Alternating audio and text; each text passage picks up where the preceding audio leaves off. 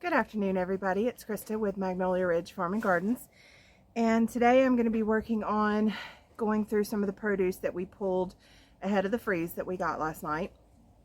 Now, some of these peppers we pulled this past week, and I've been trying to get to them for like 4 or 5 days, but then I had to get everything out of the garden and stuff. So they're going to be taken care of first, because I'm pretty positive I've already lost some that are in the bottom of the bucket that I can't see. So I brought them out here to go through them. That way, if there's anything, gross or rotting, I can just toss it into this bucket I have on the porch to feed to the chickens. So we're going to be out here for a little bit, and I'm just going to use this raised bed that got hit by the frost last night. It killed all the green beans, killed some of the flowers, and we're going to go through these peppers really quick. So let's get to it.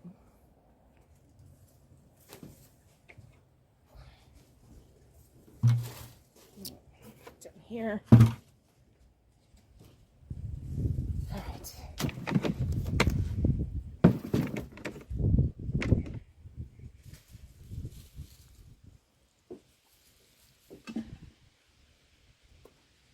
So I'm going to separate some of these hot peppers. I don't know that I will get to those. Those are sweet peppers right here. I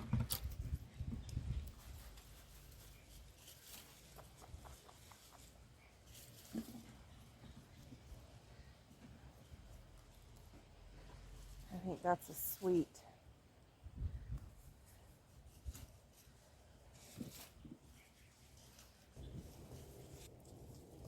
And what I will probably do with some of these, because I don't know what they all are. I mean, like, we know that's a jalapeno. This one may be the Hungarian wax pepper, which is really hot. As I will probably dehydrate a lot of these. It looks like a little bell pepper. And just make them into a powder blend.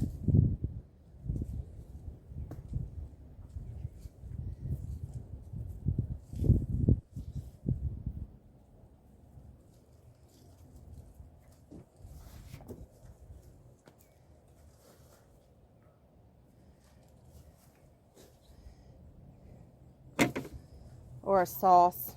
You can make them into a hot sauce.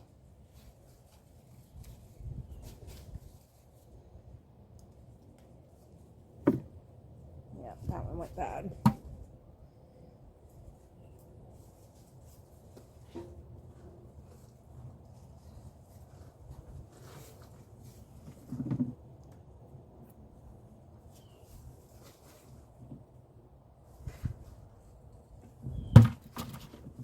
Well, that's a pretty poblano for stuffing.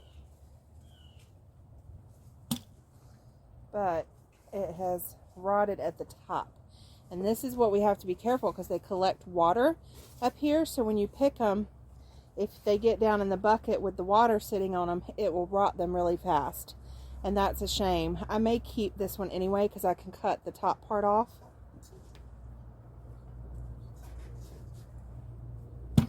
Now, I don't normally worry about getting capsaicin on me when I'm just picking the peppers, but since I've just handled some that have rotted and I have the juice on me, I'm going to have to be very careful since I didn't put on gloves first.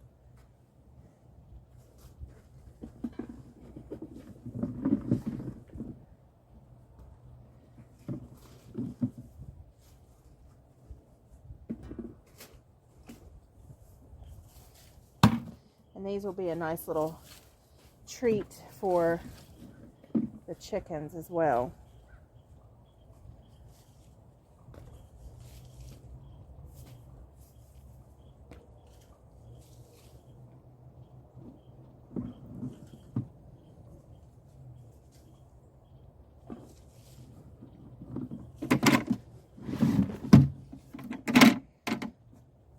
Now, all of these in the bottom actually must have started turning, because now they're red. So that will make them a little bit sweeter.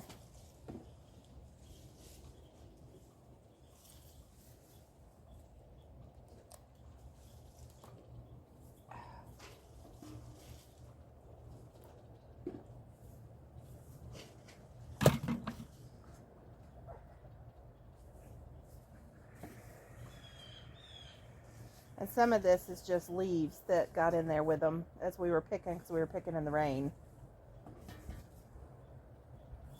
You may remember the day that Dad and I went to buy pumpkins. That was the day we picked these, so it's actually, I think it's been a full week.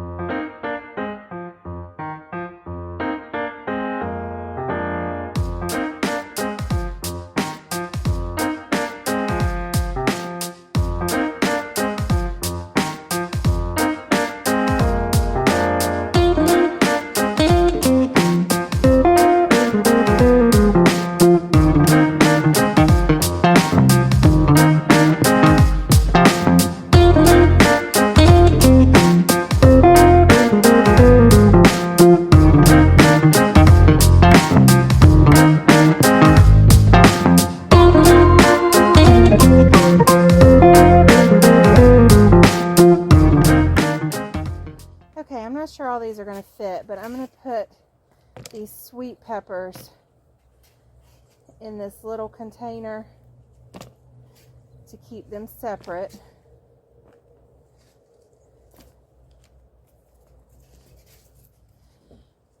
And then I'm going to put all of these jalapenos and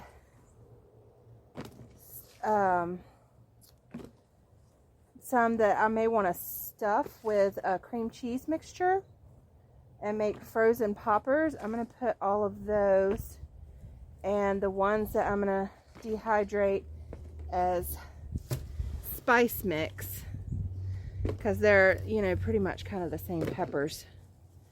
I'm going to put all of those in this crate.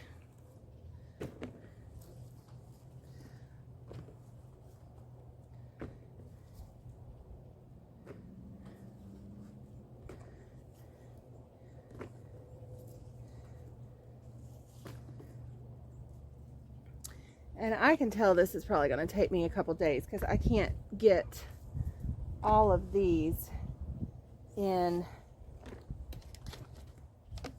the dehydrator at one time. So I'm going to take this in and start working on these and the ones in the green basket, and we'll leave the others for another day or so unless I magically get time to work on them today. So let's get to that. So what we're going to do with a lot of these poblanos, I want to make some stuffed peppers if I have time. But some of the recipes I actually like to use peppers for is things like white chicken chili, white chicken enchiladas. We just prefer those flavors than the harder red sauces. And so what I'm going to do is make some canned diced green chilies. And when I was looking this up to see what the best chili or the best peppers were,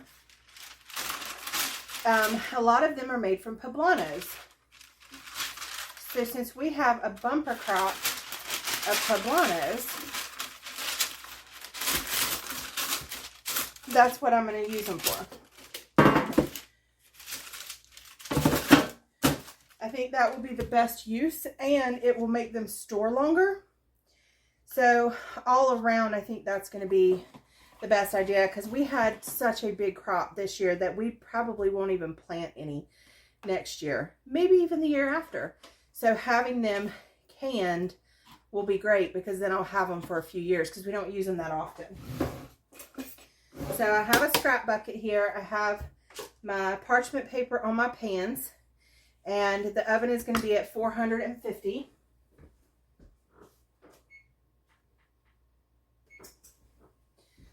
And I forgot to put my microphone on, but a lot of this is just going to be repetitive. So I'll probably take the sound out anyway. So hopefully that will work.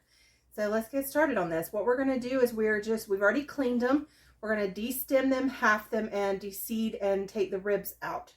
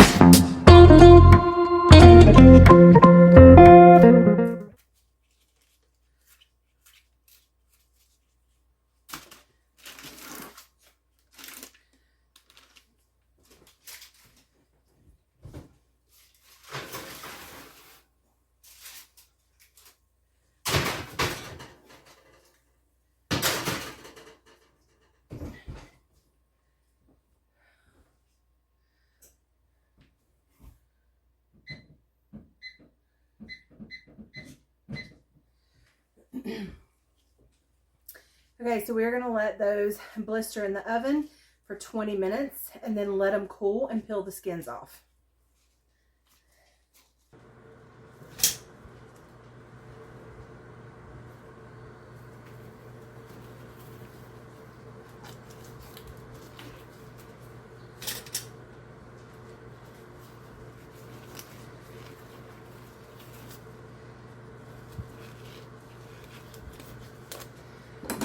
Okay, I've got dinner going, the animals are fed, and these have cooled off. So I should just be able to slip the skin off.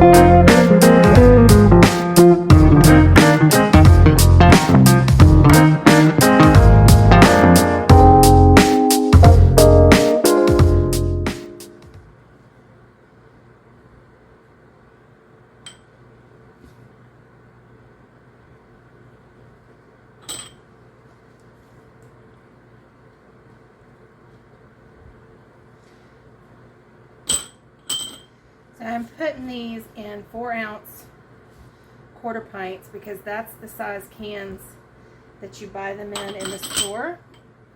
And so most recipes will call for amounts in that range.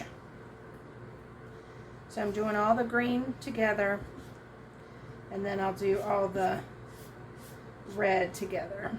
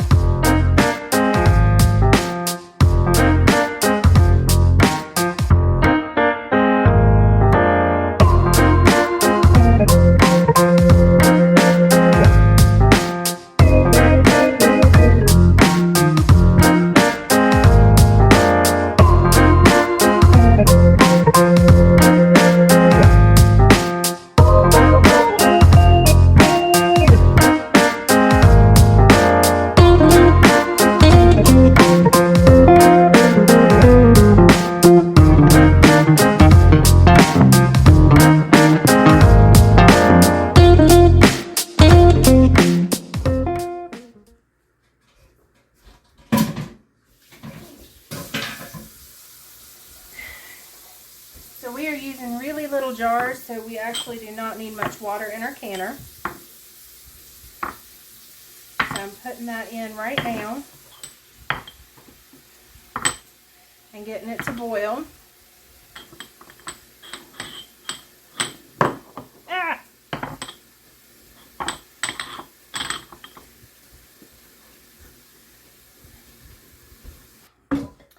We're also going to add some cannon salt. So a pint would be a half teaspoon. So a quarter pint is going to be a quarter teaspoon.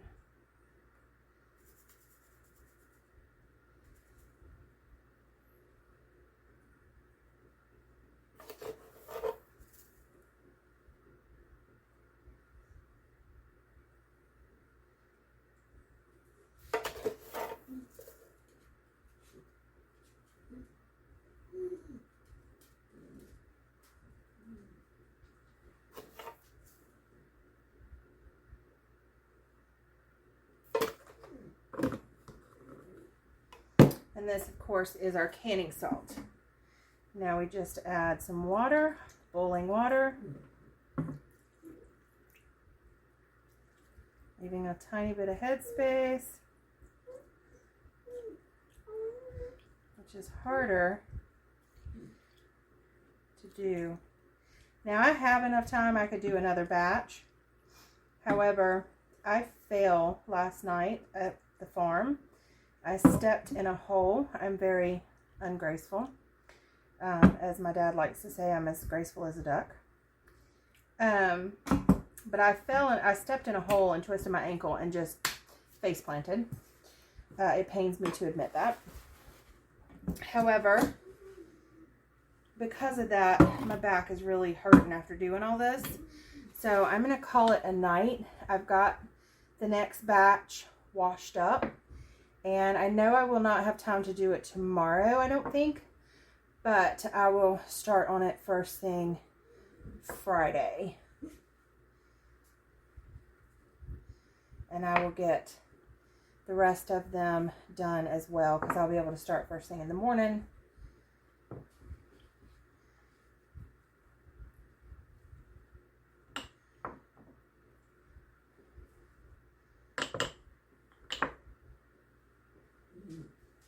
So I may end this video here, which I can cut this out if I don't. And then come back with the other video instead of making one long compilation. Come back with the other one because I'm going to do some different things with the peppers in addition to this, and you don't need to see this process repeated. So we'll see. Okay, so now that we have our salt and our water in here, I'm just going to move the peppers around, make sure they're not stuck together. There's no bubbles in there, which they're very soft, so they're looking pretty good.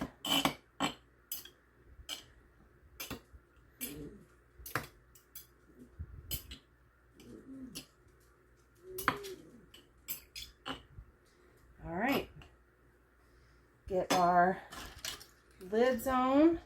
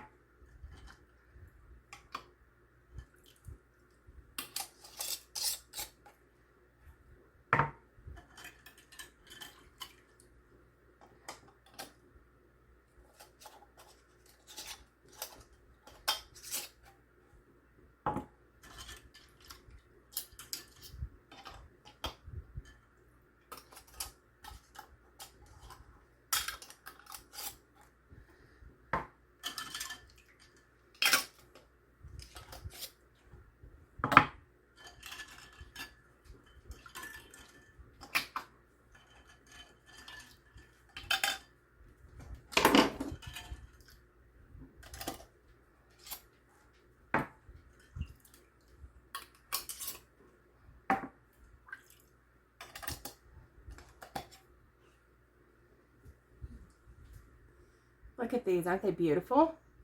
All right, we're gonna get them in the canner. And we are, for our feet above sea level, we are like 960. So we're under that 1,000-foot mark, so we can go up to 10 pounds of pressure on a weighted canner or 11 pounds of pressure on a dial canner. We actually have both on ours. So I will probably just go up to that 10 pounds of pressure in 35 minutes.